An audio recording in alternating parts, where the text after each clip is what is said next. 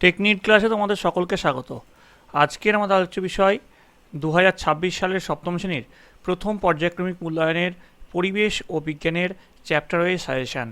এই ভিডিওটাতে তোমরা প্রতিটি চ্যাপ্টারের আলাদা আলাদাভাবে সাজেশান পাবে এবং এই ভিডিওটা তোমাদের পরীক্ষার জন্য খুব গুরুত্বপূর্ণ হতে চলেছে। তোমাদের পরীক্ষায় বেশিরভাগ প্রশ্ন এই ভিডিও থেকে পাবে, তাই জন্য তোমরা মন দিয়ে এই ভিডিওটা দেখতে থাকো। তোমাদের সিলেবাসে এটা রয়েছে, ভৌত পরিবেশের তাপ রয়েছে, পরমাণুর অণু রাসায়নিক বিক্রিয়া এই চ্যাপ্টারটা রয়েছে এবং মানুষের খাদ্য জীবন বিজ্ঞান থেকে এই চ্যাপ্টারটা রয়েছে। এবার তোমরা প্রতিটি চ্যাপ্টার থেকে 10 নম্বর করে পাবে। 10 10 10 30 নম্বরের প্রশ্ন তোমরা এইভাবে তোমরা পাবে। এবার দেখো, তোমাদের যে প্রথম চ্যাপ্টারটা রয়েছে তাপ, তাপে সঠিক উত্তরটি নির্বাচন করা। প্রশ্নের মানে 1, তাপ এক প্রকার কি? উত্তর হচ্ছে শক্তি। বরফ গলনের লীন তাপ কি হবে? উত্তর 80 ক্যালোরি পার গ্রাম। প্রমাণ চাপে যে উষ্ণতায় তরলের ফুটন শুরু হয় তাকে কি বলা হয়? তাকে বলা হয় স্ফুটনাঙ্ক। 4 নম্বর, পদার্থের অবস্থান্তরের জন্য দায়ী কে? উত্তর হচ্ছে লীন তাপ। আচ্ছা দেখো, এখানে দেখো তোমাদের কোথাও একটা স্টার আছে, কোথাও ডবল স্টার আছে। যেগুলো স্টার বা ডবল স্টার আছে সেগুলো কিন্তু খুব খুব ইম্পর্টেন্ট, বাকিগুলোও কিন্তু তোমাদের পরীক্ষার জন্য ইম্পর্টেন্ট। আর পার্টিকুলার কোনো একটা স্কুলের জন্য যেগুলো ইম্পর্টেন্ট সেরকম কিছু নয়, এগুলো সব স্কুলের জন্যই কিন্তু ইম্পর্টেন্ট হতে চলেছে।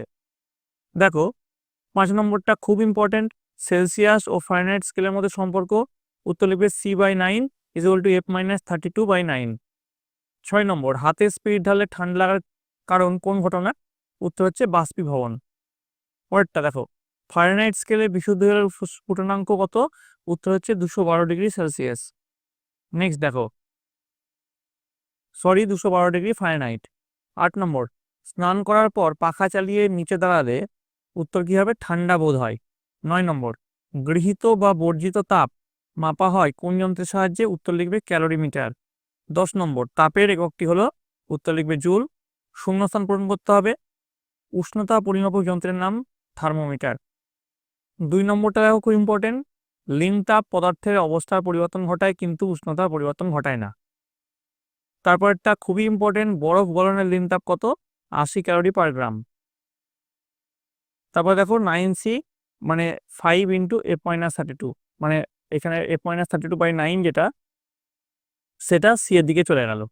5 নম্বর, কোনো তরলের বাষ্পে পরিণত হওয়ার ঘটনাকে কি বলা হয়? বাষ্পীভবন বলে।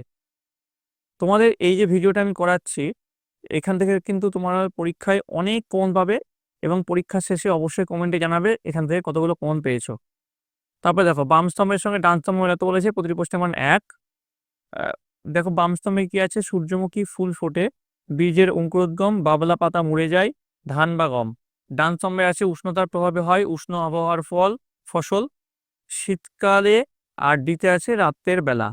তো এর দেখো সঠিক উত্তর, সূর্যমুখী ফুল ফোটে, সেটার সঙ্গে তোমাদের মিলবে হচ্ছে শীতকালে। নেক্সট দেখো, বীজের অঙ্কুরোদ্গম, এটা হবে উষ্ণতার প্রভাবে হয়। 3 নম্বর, বাবলা পাতা মুড়ে যায় রাতের বেলা। 4 নম্বর দেখো, ধান বা গম, এটার সঙ্গে মিলবে উষ্ণ আবহাওয়ার ফসল। আশা করি তোমরা সকলে বুঝতে পেরেছো। এবার দেখো, সত্য মিথ্যা নির্ণয় করতে বলেছে। শীতকালে শীত প্রধান দেশে কুকুরের দেহে লম্বা লোম থাকে। উত্তর হচ্ছে সত্য। নেক্সট, খুব ইম্পর্টেন্ট প্রশ্ন, তাপের এসআই একক হলো জুল, এটাও সত্য। 3 নম্বর, মাটির কলসি সুপরিবাহী হওয়ায় জল ঠান্ডা থাকে, এটা মিথ্যা। নেক্সট, 4 নম্বরটা খুব ইম্পর্টেন্ট, প্রবল ঠান্ডার জন্য পেঙ্গুইনের চামড়া পুরু হয়, এটাও সত্য। 5 নম্বর, থার্মোমিটারের সাহায্যে বস্তুর মোট তাপ মাপা যায়, এটা মিথ্যা। পরেরটা, অতি সংক্ষিপ্ত উত্তরধর্মী প্রশ্নাবলী, প্রতিটি প্রশ্নের মান আছে 1 করে। বস্তু কর্তৃক গৃহীত বা বর্জিত তাপ কিসের উপর নির্ভর করে? উত্তর লিখবে বস্তু কর্তৃক গৃহীত বা বর্জিত তাপ বস্তুর ভর, আপেক্ষিক তাপ এবং উষ্ণতা পরিবর্তনের উপর নির্ভর করে। 2 নম্বরটা খুব ইম্পর্টেন্ট, দেখো, বরফ গলনের লীন তাপ কি? উত্তর লিখবে বরফ গলনের লীন তাপ 80 ক্যালোরি পার গ্রাম। এর আগে শূন্যস্থানেও কিন্তু এই প্রশ্নটা তোমাদের করিয়েছি।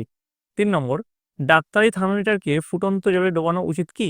উত্তর লিখবে না, ডাক্তারি থার্মোমিটারকে ফুটন্ত জলে ডোবানো উচিত নয়, তাতে থার্মোমিটার ফেটে যাবে।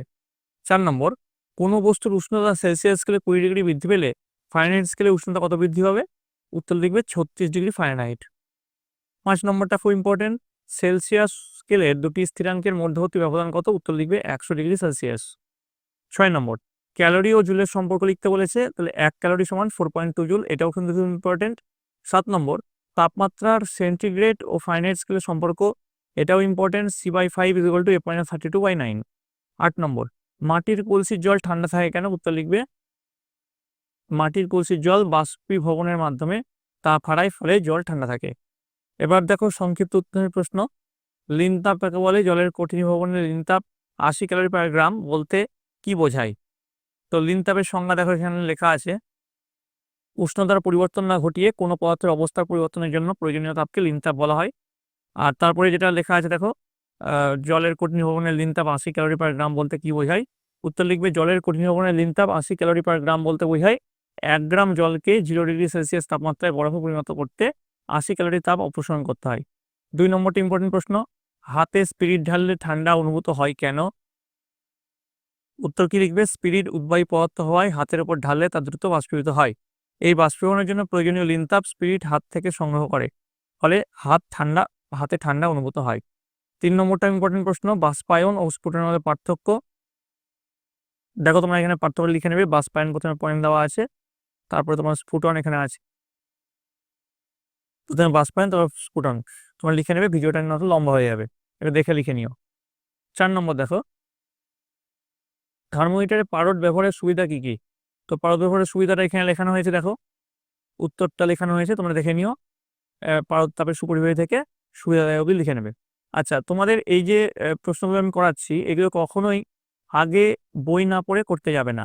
আগে বইয়ের যে 3টে চ্যাপ্টার আছে ভালো করে পড়ো, তারপরে তোমরা এগুলো পড়ো, না তো কিন্তু তোমাদের এটাতে পড়ে কোনো লাভ হবে না।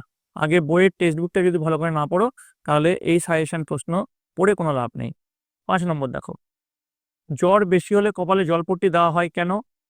জ্বর বেশি হলে কপালে জলপট্টি দিলে জল বাষ্পীভূত হওয়ার সময় শরীর থেকে তাপ গ্রহণ করে, ফলে শরীরের তাপমাত্রা কমে এবং আরাম পাওয়া যায়। 6 নম্বরটা খুব ইম্পর্টেন্ট প্রশ্ন, তাপ ও তাপমাত্রার পার্থক্যগুলি লেখো। তো দেখো তার পার্থক্য লেখানো হয়েছে, তোমরা একটু দেখে নিও। 7 নম্বর দেখো, খুবই ইম্পর্টেন্ট প্রশ্ন, জলের বাষ্পীভবনের লিন তাপ 537 ক্যালোরি পার গ্রাম বলতে কি বোঝানো হয়? তো এখানে দেখো তোমাদের অন্যভাবে এই প্রশ্নটা ঘুরিয়ে দিতে পারে, যদি এই উত্তরটা তোমরা দেখে নাও তাহলে যতই ঘুরিয়ে দেখ না কেন সেই উত্তরটা তোমরা পাবে। 8 নম্বর দেখো, এটা প্রমাণ করতে বলেছে, এটাও ইম্পর্টেন্ট, এটা কিন্তু অনেক বিদ্যালয়ে আসতে চলেছে, C/5 = A-32/9। 9 নম্বর, কোন তাপমাত্রায় সেলসিয়াস স্কেলের পার্ট আর ফারেনহাইট স্কেলের পার্টের অর্ধেক হবে? আচ্ছা, এটাও ইম্পর্টেন্ট প্রশ্ন, এই প্রশ্নটা সলিউশন করে তোমরা কমেন্টে এর উত্তর লিখে জানাবে 9 নম্বরটা। 10 নম্বর দেখো, গরমকালে কুকুরের জিভ বের করে হাঁকা হয় কেন? প্রাথমিক অন্তর কি? তো এটা দেখো দুটো পার্টে প্রশ্ন আছে, দুটো পার্টে উত্তর, প্রথম পার্টটা এখান থেকে শুরু আর প্রাথমিক অন্তর এটা, ঠিক আছে? দুটো পার্টের প্রশ্নের জন্য দুটো পার্টে উত্তর, প্রথম যেটা আছে কুকুর জিভ বের করে হাঁপায় কেন গরমকালে, তার উত্তরটা প্রথমে আছে, তারপর আছে প্রাথমিক অন্তর কি। 11 নম্বর প্রশ্ন, এটাও কিন্তু খুব ইম্পর্টেন্ট প্রশ্ন, আপেক্ষিক তাপ কাকে বলে আর এর সিজিএস একক কি? তার উত্তরটাও এখানে নিচে লেখানো হয়েছে, এর আগে আপেক্ষিক তাপ কাকে বলে সেটার উত্তরটা কিন্তু তোমাদেরকে আলোচনা করেছি। এবার দেখো সিজিএস একক কি? ক্যালোরি পার গ্রাম। 12 নম্বর, গরমকালে ঘরের দরজা খোলা রেখে ভেজা পর্দা টাঙানো হলে ঘর বেশ ঠান্ডা থাকে কেন? উত্তর লিখে ভেজা পর্দা বাষ্পীভূত হওয়ার সময় ঘর থেকে লিন তাপ গ্রহণ করে, ফলে ঘরের তাপমাত্রা কমে এবং ঠান্ডা অনুভূত হয়। আচ্ছা, তোমাদের এই চ্যাপ্টারটা শেষ হলো, তোমাদের কিন্তু এর আগে সপ্তম শ্রেণীর বিভিন্ন সাবজেক্টের সাজেশন দেওয়া হয়েছে, সেগুলো যারা দেখোনি তার জন্য লিঙ্ক ডিসক্রিপশন বক্সে আছে। এছাড়াও রায়মার্টিনের বিভিন্ন স্কুলের প্রশ্ন পত্রের সলিউশনগুলো করানো হয়েছে, সেগুলো কিন্তু ডিসক্রিপশন বক্সের লিঙ্ক থেকে তোমরা পেয়ে যাবে। এবার দেখো তোমাদের যে নেক্সট চ্যাপ্টারটা রয়েছে পরমাণু, অণু ও রাসায়নিক বিক্রিয়া, সেখান থেকে কোন প্রশ্নগুলো ইম্পর্টেন্ট সেগুলো এবার দেখে নাও। পরমাণুর নিউক্লিয়াসে আধানহীন কণা হলো, উত্তর হবে নিউট্রন। কোনো ক্যাটায়নের প্রোটন সংখ্যা P আর ইলেকট্রন সংখ্যা E হলে এদের সম্পর্ক হবে P>E। নেক্সট দেখো, CuCl2 যৌগতে Cu এর যোজ্যতা কত? উত্তর হচ্ছে 2। 4 নম্বর, পরমাণুর নিউক্লিয়াসের বাইরে কি আছে? উত্তর হচ্ছে ইলেকট্রন। আর নিউক্লিয়াসের মধ্যে কি থাকে? প্রোটন আর নিউট্রন। 5 নম্বর, M মৌলের যোজ্যতা X এবং N মৌলের যোজ্যতা Y হলে M ও N দ্বারা গঠিত যৌগের সংকেত হবে MyNX। এই Y গুলো নিচে হবে, ঠিক আছে? 6 নম্বর দেখো, পরিবর্তনশীল যোজ্যতা দেখায়, এর মধ্যে কে পরিবর্তনশীল যোজ্যতা দেখায়? উত্তর হচ্ছে C, কপার। তারপরে দেখো 7 নম্বর কি আছে, অ্যালুমিনিয়াম অক্সাইড যৌগের সংকেত Al2O3। 8 নম্বর, ফেরিক ক্লোরাইডের সংকেত কি হবে, FeCl3। 9 নম্বর, NaCl প্লাস AgNO3 থেকে AgCl প্লাস AgNO3 বিক্রিয়াটি কোন প্রকার বিক্রিয়া, উত্তর লিখবে বিনিময় বিক্রিয়া। 10 নম্বর, নিচের কোন বিবৃতি ভুল, এর মধ্যে যেটা ভুল বিবৃতি সেটা হচ্ছে ডি, নিউট্রন ধনাত্মক আধানযুক্ত কণা, নিউট্রনের কোনো আধানই নেই। নেক্সট দেখো 11 নম্বর, সাধারণ অবস্থায় সব মৌলের পরমাণুতে প্রোটন ও ইলেকট্রন সংখ্যা, উত্তর হচ্ছে সমান। দেখো এখানে xp প্লাস YO2 থেকে 2p2O5 রাসায়নিক বিক্রিয়ার ক্ষেত্রে XO এর মান যথাক্রমে 4 ও 5 হবে। নেক্সট, জিঙ্ক আয়ন অর্থাৎ Zn2 প্লাস আর ফসফেট মূলক মানে PO4 3- দিয়ে গঠিত যৌগের সংকেত Zn3PO4(2), অর্থাৎ ডি যেটা সেটা হচ্ছে সঠিক উত্তর। নেক্সট 14, ফেরাস সালফেট দ্রবণে বেরিয়াম ক্লোরাইড যোগ করলে কি হবে, সাদা অদক্ষেপ পড়ে। এবার শূন্যস্থান পূরণ করতে বলেছে। আইনস্টাইনিয়াম মৌলটির নামকরণ করা হয়েছে কোন বিজ্ঞানীর নাম থেকে, উত্তর হচ্ছে আইনস্টাইন। N2O3 যৌগের নাইট্রোজেনের যোজ্যতা হচ্ছে 3। পারম্যাঙ্গানেট মূলকের সংকেত MnO4-। সোডিয়াম পরমাণুর নিউট্রন সংখ্যা হলো 12টি। কোনো পরমাণুর মধ্যে অবস্থিত একটি আধানহীন কণার নাম নিউট্রন। একটি প্রোটন ও একটি ইলেকট্রনের তড়িতের বা চার্জের পরিমাপ সমান কিন্তু বিপরীত। 7 নম্বর, আচ্ছা এর পরিমাপটা কত হবে সেটা কমেন্ট লিখে অবশ্যই জানাবে, ঠিক আছে। অ্যালুমিনিয়াম অক্সাইডের মোট চার্জ 0।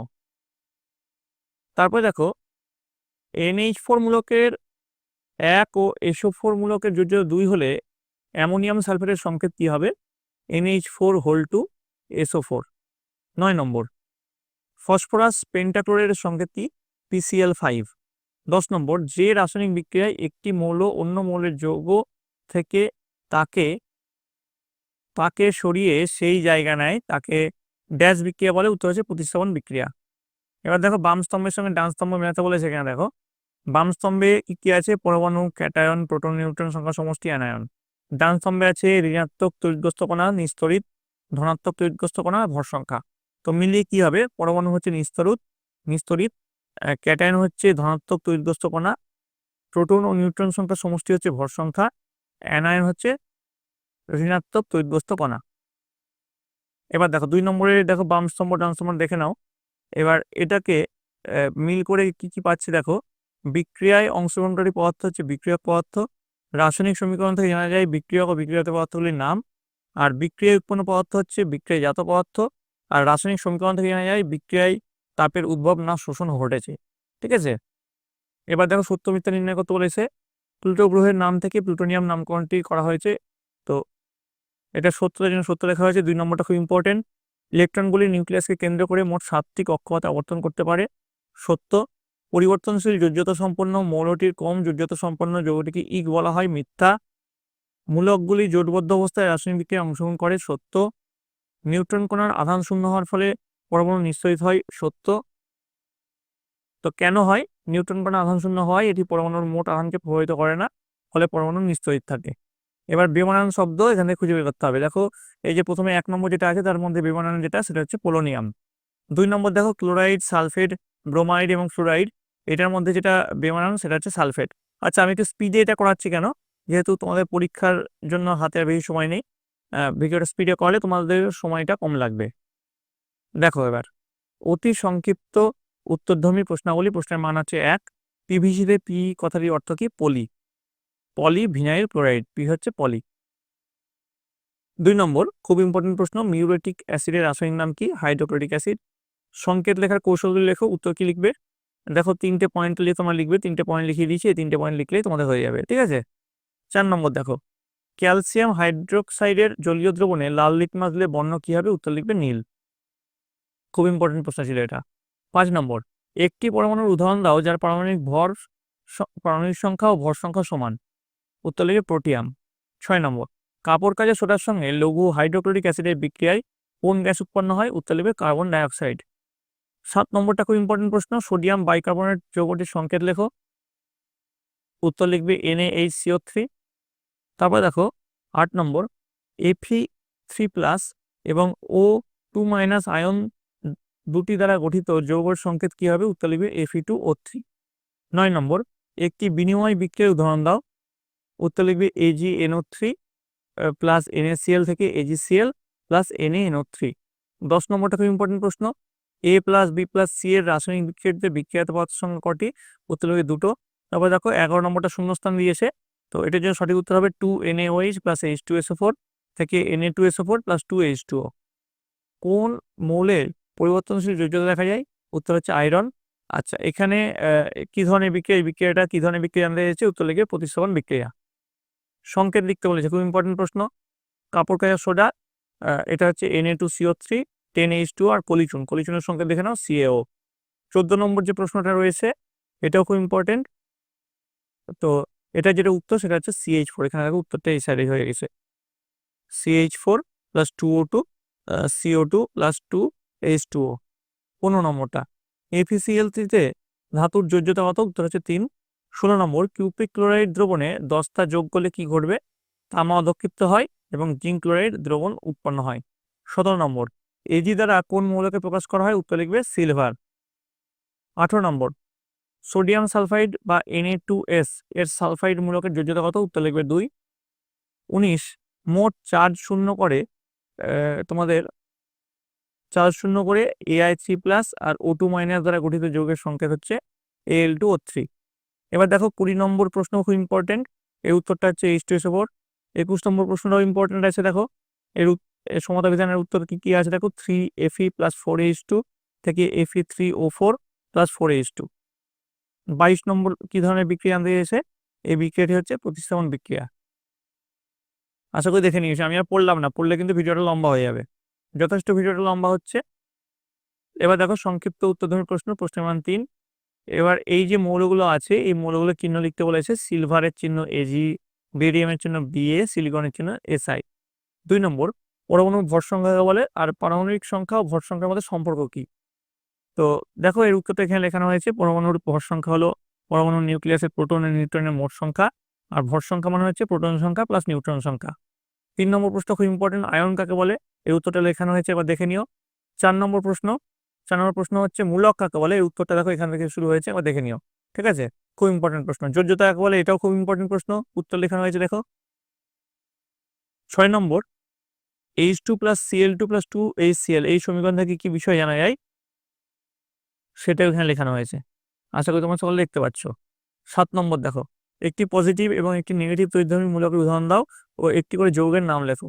তো এখানে দেখো পজিটিভ প্রথমে লেখানো হয়েছে আর এখানে নেগেটিভ লেখানো হয়েছে, ঠিক আছে, দেখে নিও তোমরা। 8 নম্বর, 9 নম্বর, 10 নম্বর, 11 নম্বর এগুলো খুব ইম্পর্টেন্ট। O2 2O 2O2 এর দ্বারা কি বোঝানো হয়? বিক্রিয়ক ও বিক্রিয়ত পদার্থ কাকে বলে? রাসায়নিক বিক্রিয়া একটি পারমাণবিক ঘটনা ব্যাখ্যা করো। সমতা বিধান করতে বলেছে, দেখো এখানে দুটো সমতা বিধান দেওয়া হয়েছে, দুটোই কিন্তু খুব ইম্পর্টেন্ট। 12 নম্বর দেখো, নিম্নের বিক্রিয়াগুলি কোনটি কোন শ্রেণীর বিক্রিয়া শনাক্ত করতে বলেছে। এগুলো কোনটি কোন টাইপের বিক্রিয়া সেগুলো A, B, C এগুলো করে রাখবে, ঠিক আছে। 13 নম্বর দেখো, নিচের বিক্রিয়াগুলি সমীকরণ থেকে বিক্রিয়াগুলি কোন প্রকারের তা বেছে নিয়ে লেখো। তো এখানে দেখো যে ছকটা দেওয়া হয়েছে এখানেগুলো মানে এই যে এই বিক্রিয়াগুলো কোন বিক্রিয়া এখান থেকে বেছে নিয়ে নিয়ে লিখতে হবে, ঠিক আছে। এই দেখো এই বিক্রিয়াগুলো কোনটা কোন বিক্রিয়া বেছে নিয়ে লিখতে হবে। এবার দেখো 14 নম্বরটা, সমীকরণ দুটি সমতা নির্ণয় করতে বলেছে। দুটো সমীকরণ দেওয়া হয়েছে, এই দুটো সমীকরণের সমাধান বিধান করতে হবে A এবং B। 15 নম্বরটা, মার্কিউরিক অক্সাইডকে উত্তপ্ত করলে কি ঘটে সমীকরণ সহ উল্লেখ করো। 16 নম্বরটা, চিহ্ন ও সংকেতের মধ্যে দুটি পার্থক্য লেখো। আচ্ছা, যেই প্রশ্নের উত্তরগুলো দিলাম না সেগুলো কিন্তু তোমাদের বইয়ে পাবে, যদি তোমরা না পাও কমেন্টে জানাবে যে কোন প্রশ্নের উত্তর দরকার, আমি তোমাদেরকে সেই প্রশ্ন উত্তরটা দিয়ে দেবো, ঠিক আছে।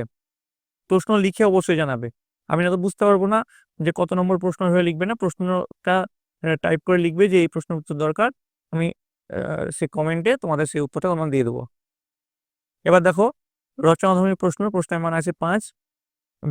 Magnesium bicarbonate, potassium permanganate, ferric phosphate, zinc oxide, sodium sulphide আর ক্যালসিয়াম হাইড্রাইড এর তোমাদের সংকেত লিখতে হবে, ঠিক আছে।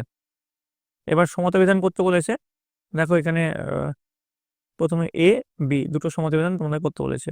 তারপর দেখো এইগুলো সমতা বিধান করে রাখবে, খুব ইম্পর্টেন্ট সমতা বিধান, ঠিক আছে। তাহলে তোমাদের এই যে চ্যাপ্টার সেটা তোমাদের শেষ হলো। এতটা অবধি যদি তোমাদের ভালো লেগে থাকে অবশ্যই লাইক করবে, বন্ধুদের সাথে শেয়ার করবে। এবার দেখো তোমাদের জীবন বিজ্ঞানের যে একটাই চ্যাপ্টার আছে মানুষের খাদ্য, এখান থেকে কোন প্রশ্নগুলো ইম্পর্টেন্ট সেগুলো দেখে নাও। সঠিক উত্তরটি নির্বাচন করে প্রশ্নের মান 1। প্রথম প্রশ্ন খুব ইম্পর্টেন্ট, ভিটামিন সি এর অভাবে যে রোগ হয় তা হলো স্কারভি। 2 নম্বর, অ্যানিমিয়া রোগ হয় কিসের অভাবে? উত্তর হচ্ছে লৌহ। নেক্সট দেখো, গয়টার হয় যে খাদ্য উপাদান হবে তা হলো আয়োডিন। 4 নম্বর, চকলেটে বাদামি রং হিসেবে মেশানো হয় ক্যারামেল। 5 নম্বর, ঢেকি ছাঁটা চালে পাওয়া যায় ভিটামিন বি কমপ্লেক্স। আচ্ছা, ভিটামিন কে কোথায় পাওয়া যায় যদি তোমরা জানো কমেন্টে লিখে অবশ্যই জানাবে, এবং কমেন্টে তোমাদের বিদ্যালয়ের নাম এবং কে কোন জেলা থেকে দেখছো সেটা লিখতে ভুলবে না। 6 নম্বর, মানসিক বৃদ্ধি ও বুদ্ধি নিয়ন্ত্রণ করে আয়োডিন। 7 নম্বর, ফ্ল্যাভোনয়েডস হচ্ছে উদ্ভিজ্জ রাসায়নিক। 8 নম্বর, কোন খনিজের অভাবে প্রাণীদেহের রক্ততন্ত্রের ব্যাহত হয়? উত্তর লিখবে সিএ। 9 নম্বর দেখো, নিচের কোন রোগে রক্তে শর্করার পরিমাণ বেড়ে যায়? তো দেখো এই অপশনগুলো কি কি আছে, বাত, মধুমেহ, পেরিবেরি আর গয়টার। উত্তর হবে মধুমেহ। 10 নম্বর দেখো, পেশির অস্বাভাবিক সংকোচন কিসের অভাবে ঘটে? উত্তর লিখবে ক্যালসিয়াম। 11 নম্বর, মানুষের রক্তে জলের পরিমাণ হচ্ছে 90%। 12 নম্বর, মাড়ি ফোলা ও রক্ত পড়া কিসের অভাবে হয়? উত্তর হচ্ছে ভিটামিন। আচ্ছা, আগের প্রশ্নটা দেখে নেবে, মানুষের রক্তে বলেছে, মানুষের দেহে কিন্তু বলেনি। দেহে বললে একরকম হবে, রক্ত বললে একরকম হবে। দেহে বললে কত শতাংশ সেটা কমেন্ট লিখে অবশ্যই জানাবে। 13 নম্বর, মেটানিল ইয়েলো থাকে সাধারণত নিচের কোন খাবারে? উত্তর হচ্ছে বিরিয়ানি। 14 নম্বর, ইম্পর্টেন্ট প্রশ্ন, তন্তু সমৃদ্ধ খাদ্য খেলে যে রোগগুলি হওয়ার সম্ভাবনা কমে যায় তা হলো? উত্তর হচ্ছে কোষ্ঠকাঠিন্য। 15 নম্বরটা খুব ইম্পর্টেন্ট প্রশ্ন, খাদ্যে প্রোটিন ও শক্তি উভয়ের অভাব ঘটলে যে রোগটি হয় সেটা হচ্ছে ম্যারাসমাস। 16 নম্বরটা ইম্পর্টেন্ট, দেখো 16 নম্বর প্রশ্ন রেখে নিও, এর উত্তর হচ্ছে মেটানিল ইয়োডো। ঠিক আছে, এবার দেখো পরেরটা, 17 নম্বরটা, কোন রোগটি ভিটামিন এর অভাবে হয়? উত্তর হচ্ছে রাতকানা। 18 নম্বরটা খুব ইম্পর্টেন্ট প্রশ্ন, গাছের সবুজ কণা হলো ক্লোরোফিল। 19 নম্বরটা, যে খনিজ মৌলের অভাবে রক্তে শর্করা পরিমাণ বেড়ে যায় তা হলো জিঙ্ক বা দস্তা। 20 নম্বর, লিপিডের একটি উদ্ভিজ্জ উৎস হলো নারকেল। 21 নম্বর ইম্পর্টেন্ট প্রশ্ন, রক্তাল্পতার হাত থেকে রক্ষা পেতে আমাদের দৈনন্দিন খাদ্য তালিকায় কোন কোন জাতীয় খাদ্য রাখা উচিত? উত্তর হচ্ছে সবুজ শাকসবজি ও ফল জাতীয় খাদ্য। 22 নম্বর, বাজার চলতি চিপস, ভুট্টার খই ইত্যাদির মধ্যে ভেজাল হিসাবে উপস্থিত থাকতে পারে কোনটা? Trans fat. 23 নম্বর, কোনটি শর্করা খাদ্য নয়? উত্তর হচ্ছে মাছ। আচ্ছা, তোমাদের এই সাজেশনগুলো যে করাচ্ছি, এই সাজেশনগুলি প্রতিটি বিদ্যালয়ের জন্যই কিন্তু খুব ইম্পর্টেন্ট। তোমরা কমেন্টে আবার লিখো না যে এই স্কুলের জন্য ইম্পর্টেন্ট কিনা, ওই স্কুলের জন্য ইম্পর্টেন্ট কিনা। এগুলো প্রতিটি বিদ্যালয়ের জন্য খুব ইম্পর্টেন্ট এবং এখান থেকে তোমরা 90% কমন পেতে চলেছো। কিন্তু তার আগে এটা শর্ত, সেটা তোমাদের বইটা ভালো করে খুঁটিয়ে পড়তে হবে, তবেই কিন্তু এই ভিডিওটা থেকে তোমরা লাভ পাবে। ঠিক আছে, 24 নম্বর, 24 নম্বর কি আছে? প্রোটিন জাতীয় খাদ্যের উৎস হচ্ছে মাছ। 25, জলে গুলে যায় কোন ভিটামিন? উত্তর হচ্ছে ভিটামিন সি। 26, নিম্নলিখিত কোনটি ভিটামিন বি কমপ্লেক্সের অভাবজনিত রোগ? উত্তর হচ্ছে বেরিবেরি। 27 নম্বর, ল্যাকটোজ কি জাতীয় খাদ্যবস্তু? উত্তর হচ্ছে শর্করা। তে শর্করা আছে দেখো। এবার শূন্যস্থান পূরণ করতে হবে। দেখো শূন্যস্থান পূরণ করতে তোমরা একবার দেখে নাও। 1 নম্বরটা খুব ইম্পর্টেন্ট, ভিটামিন ডি এর অভাবজনিত রোগ হলো রিকেট। ডাল স্টার্চ ভঙ্গ হিসেবে কাজ করে বলে খাদ্য হজমের সময় ব্যবহৃত হয়। দেহের ওজন স্বাভাবিক হলে দেহবর্ষ সূচকের মান বা বিএমআই হয় 18.5 থেকে 24.9 এর মধ্যে। তারপর দেখো 4 নম্বর, খাদ্য গ্রহণের পর মুখবিবরে খাদ্য হজম করার প্রক্রিয়া শুরু হয়, এখানে জলের ভূমিকা লালারূপে হয়। 5 নম্বর, মানবদেহে মস্তিষ্কের গঠন ও রক্তে শর্করার পরিমাণ ঠিক রাখে যে খনিজ মৌলটি, সেটি হচ্ছে জিঙ্ক। 6 নম্বরটি ইম্পর্টেন্ট প্রশ্ন, সমস্ত প্রকার টক জাতীয় ফল যে ভিটামিনটিতে পাওয়া যায় সেটি হলো ভিটামিন সি। 7 নম্বর, ম্যারাসমাস রোগ প্রোটিন ও ক্যালোরির অভাবে ঘটে। 8 নম্বরটি ইম্পর্টেন্ট প্রশ্ন, ঠিকমতো হাত না ধুয়ে খেলে সুস্থ মানুষের শরীরে রোগ সংক্রমণ হয়। 9 নম্বর, হ্যালোজেন ট্যাবলেট ব্যবহার করা হয় জলকে বিশুদ্ধ করতে। 10 নম্বর, পাতলা পায়খানা হলে শরীরে জল ও লবণের অভাব ঘটে। 11, তেল, বাদাম ও মাখনের মধ্যে ফ্যাট বেশি পরিমাণে থাকে। 12, পেশিতে অবস্থিত প্রোটিন হলো অ্যাক্টিন ও মায়োসিন। 13, লোহিত রক্তবাহিনীতে হিমোগ্লোবিন নামক প্রোটিন থাকে। 14, লেবু জাতীয় ফলে অধিক পরিমাণে ভিটামিন সি থাকে। 15, অক্সিজেন পরিবহন করতে সাহায্য করে লোহা, অর্থাৎ লোহা হচ্ছে খনিজ মৌল। 16 হচ্ছে দুধে উপস্থিত শর্করা হলো ল্যাকটোজ। 17 রক্ত জমাট বাঁধতে সাহায্যকারী খনিজ মৌল ক্যালসিয়াম। 18 শ্বেতসার যে ষড়তম অণুতে পরিণত হয় তা হলো গ্লুকোজ। চুলে থাকে কেরাটিন প্রোটিন। 20 নম্বরটা ইম্পর্টেন্ট প্রশ্ন, ডায়াবেটিস হলে রক্তে শর্করা বাড়ে। 21 নম্বরটা শিশুদের অপুষ্টিজনিত একটি রোগ হলো কোয়াশিয়কর। 22 নম্বর উদ্ভিদের খাদ্য তৈরির পদ্ধতির নাম হচ্ছে সালোকসংশ্লেষ। 23 নম্বরটা দেখো, 23 নম্বর যে উত্তর, বাত, কিডনি স্টোন প্রভৃতি রোগের কারণ শরীরে অতিরিক্ত ইউরিক অ্যাসিড সঞ্চয়। 24 নম্বর দেখো, আয়রনের অভাবে অ্যানিমিয়া রোগ হয়। 25 নম্বরটা ইম্পর্টেন্ট প্রশ্ন, জিঙ্কের অভাবে রক্তে শর্করা পরিমাণ বেড়ে যায়। 26 নম্বর চামচ আকৃতির নখ আয়রনের অভাবে হয়। 26 নম্বর মানবদেহের যকৃতে সঞ্চিত একটি বহু শর্করা হলো গ্লাইকোজেন। 28 নম্বর অস্থির লিগামেন্টে থাকে কোলাজেন প্রোটিন। 29 রক্তাল্পতা লোহা খনিজ মৌলের অভাবে ঘটে। 30 নম্বর রঙিন পাকা ফলে ক্যারোটিনয়েড থাকার জন্য খাদ্য তালিকাতে থাকা প্রয়োজন। 31 নম্বর দেখো, একটি খাদ্যতন্ত্রের উদাহরণ হলো সজিনা ডাঁটা। এবার সত্য মিথ্যা নির্ণয় করতে হয়েছে, তোমরা একবার দেখে নিও কোনটা সত্য কোনটা মিথ্যা। আমি দেখে নিই, 2 নম্বরটি ইম্পর্টেন্ট, 3 নম্বরও আছে। এগুলো তোমরা একবার পড়ে নিও, ঠিক আছে। আমি আর পড়লাম না, পড়লে ভিডিওটা লম্বা হচ্ছে। দেখো 4 নম্বর দেখে নিও, 5 নম্বর, 6 নম্বর, 7 নম্বর, 8 নম্বর। অনেক কটা সত্য মিথ্যা তোমাদের পরীক্ষার জন্য করানো হয়েছে, তোমাদের পরীক্ষায় কমন পেতে অনেকাংশে সুবিধা হয়। 8 নম্বরটা কিন্তু খুব ইম্পর্টেন্ট, ঠোঁটের কোণে ও জিভে যে ঘা হয় প্রোটিনের হবে, এটা মিথ্যা, ভিটামিনের অভাবে হয়। 9 নম্বর, 10 নম্বর, 11, 12, 13, হ্যাঁ, এগুলো হচ্ছে ভালো করে পড়বে, এই সত্য মিথ্যাগুলো ভালো করে দেখে যাবে, ঠিক আছে। এবার দেখো অতি সংক্ষিপ্ত উত্তরধর্মী প্রশ্নাবলী। প্রশ্নের মান হচ্ছে 1। প্রথম যে প্রশ্ন, 1 নম্বর অস্থি টেন্ডন ও লিগামেন্টে কি ধরনের প্রোটিন থাকে? উত্তর হচ্ছে কোলাজেন প্রোটিন।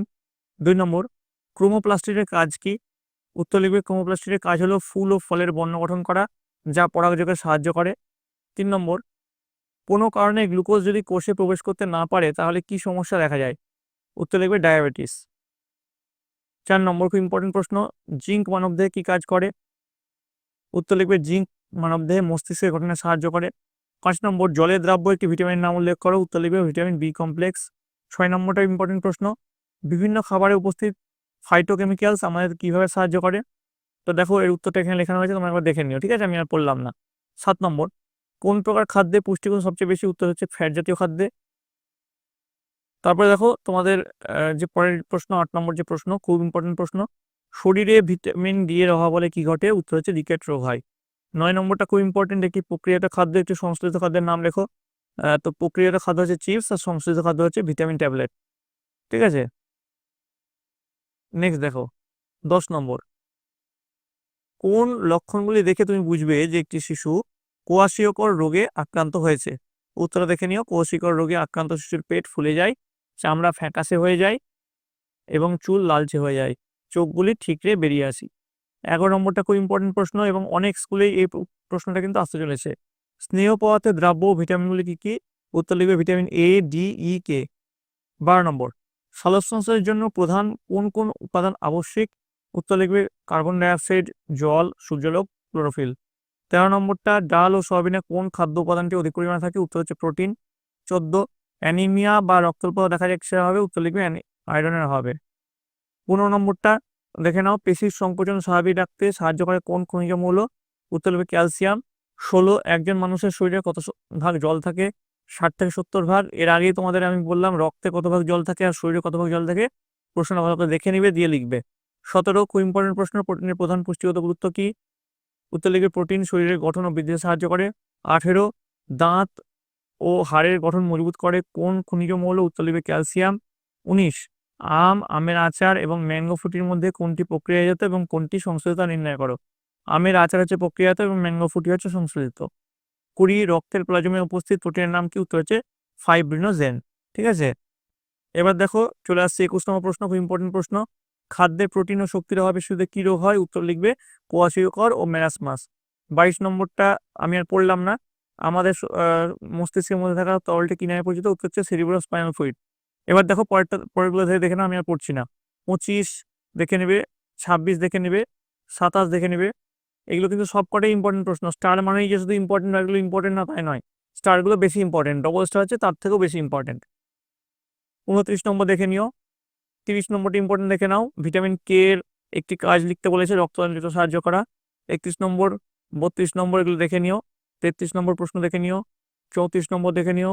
35 নম্বরটা খুব খুব ইম্পর্টেন্ট, কোনো ব্যক্তির বিএমআই 35 হলে স্থূলত্বের সম্ভাবনা আছে কি নেই? উত্তর হচ্ছে স্থূলত্বের সম্ভাবনা আছে।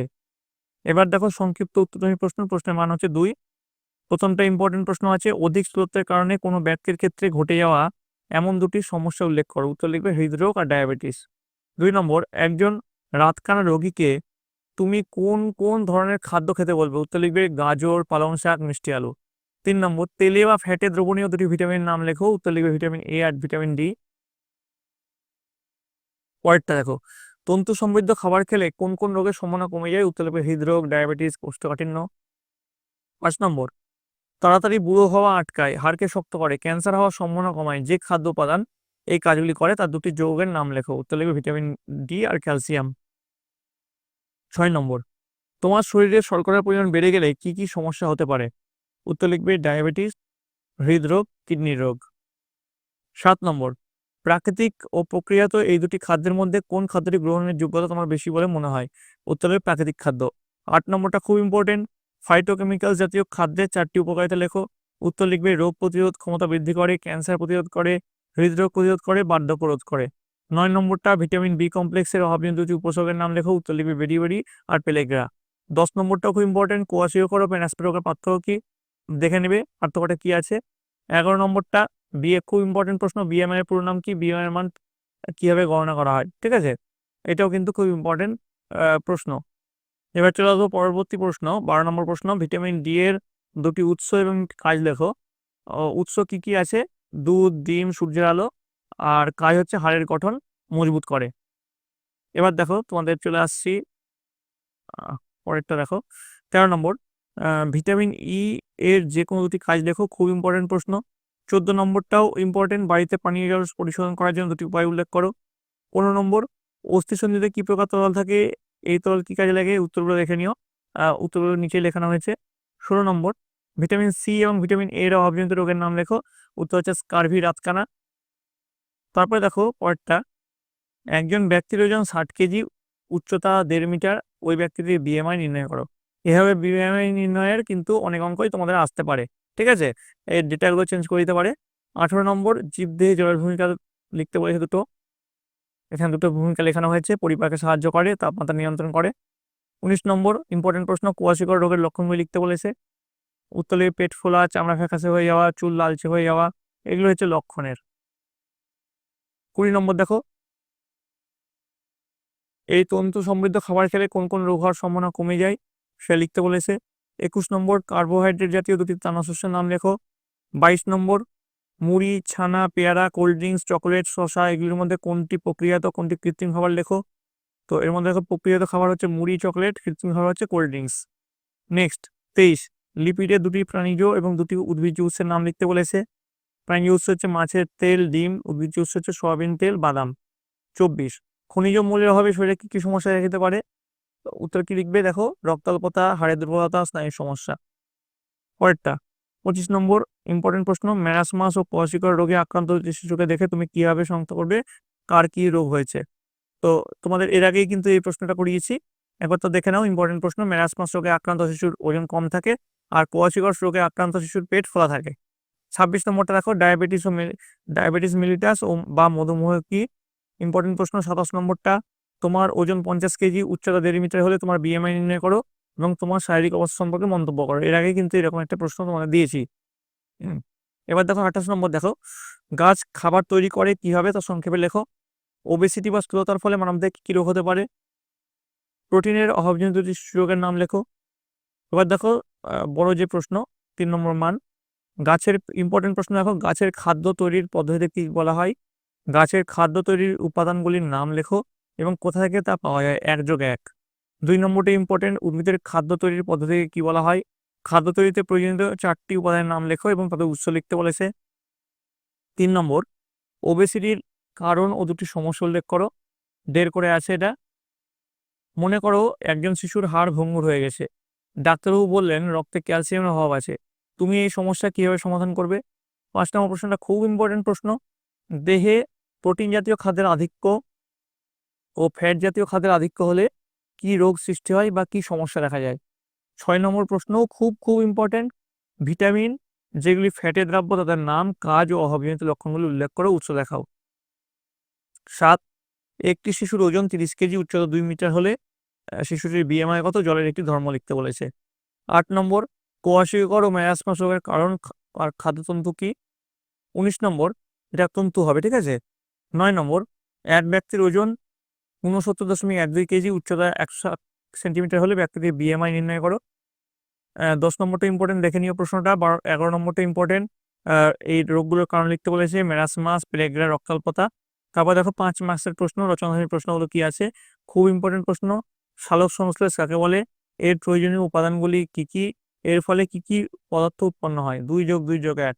2 নম্বরটা খুব ইম্পর্টেন্ট প্রশ্ন। খনিজ খনিজ মৌলের অভাবে কি কি রোগ সৃষ্টি হয়? প্রয়োজনীয় খনিজ মৌলগুলির নাম উল্লেখ করো। উদ্ভিদ ও প্রাণী খনিজ মৌলগুলি সংগ্রহ করে কিভাবে? 3 নম্বর, প্রাকৃতিক খাবার, প্রক্রিয়াজাত খাবার ও কৃত্রিম খাবার কাকে বলে উদাহরণ সহ লিখতে বলেছে। 4 নম্বর, জলে দ্রাব্য ভিটামিন কাকে বলে? এগুলো কি কি? মানুষের শরীরে প্রোটিন জাতীয় খাদ্যের প্রয়োজনীয়তা উল্লেখ করতে বলেছে। 1 যোগ 1 যোগ 3। নেক্সট দেখো, পৃথিবীতে মিষ্টি জল কোথা থেকে কোথায় কত ভাগ রয়েছে তার একটি সরল চিত্রের মাধ্যমে দেখাতে বলেছে। তোমার জানা একটি জলবাহিত রোগের নাম ও রোগ সৃষ্টিকারী জীবাণুর নাম লেখো, অথবা সংক্ষিপ্ত টিকা লিখতে বলেছে, খাদ্যতন্তু আর ফাইটোকেমিক্যালস। তো এই গেল তোমাদের সপ্তম শ্রেণীর প্রথম পর্যায়ক্রমিক মূল্যায়নের পরিবেশ ও বিজ্ঞানের চ্যাপ্টার ওয়াইজ প্রশ্ন এবং উত্তর। এর আগে তোমাদের ইতিহাস এবং ভূগোলের চ্যাপ্টার ওয়াইজ প্রশ্ন উত্তর করিয়েছি। পরবর্তী কোন সাবজেক্টে তোমাদের চ্যাপ্টার ওয়াইজ প্রশ্ন উত্তর দরকার বা সাজেশন কোন চ্যাপ্টার দরকার সেটা অবশ্যই কমেন্ট লিখে নেবে। আর এইগুলো পড়ার আগেই বলেছি বইটা ভালো করে খুঁটিয়ে পড়বে, তারপরে এই প্রশ্নগুলো প্র্যাকটিস করবে, তবেই কিন্তু পরীক্ষার সাফল্য নিশ্চিত। আর এখান থেকে তোমরা কতগুলো প্রমাণ পাচ্ছ, কত নম্বর প্রমাণ পাচ্ছ, সেটা কিন্তু অবশ্যই কমেন্ট লিখে জানাবে। আমি তোমাদের কমেন্টের অপেক্ষায় থাকবো। এবং কমেন্ট করার সময় তোমরা তোমাদের বিদ্যালয়ের নাম এবং কে কোন জেলা থেকে লিখছো সেটা লিখতে ভুলবে না। পরীক্ষা হতে যেহেতু বেশি সময় নেই, সামনের 1 এপ্রিল থেকে পরীক্ষা শুরু, তাই তোমরা মন দিয়ে ভালো করে পড়াশোনা করো। তোমরা সকলে ভালো থাকো, তোমরা সকলে সুস্থ থাকো।